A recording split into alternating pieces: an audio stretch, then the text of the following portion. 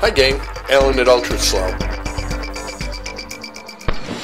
Here are a couple great gunshots. The snub-nosed revolver was shot at 13,000 frames a second. During our spring shoot, we'll be shooting at around 50,000 frames a second, allowing us to bring home much more detailed shots.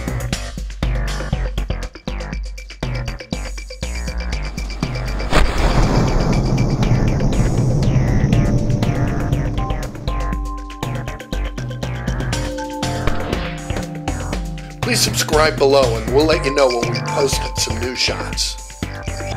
Enjoy!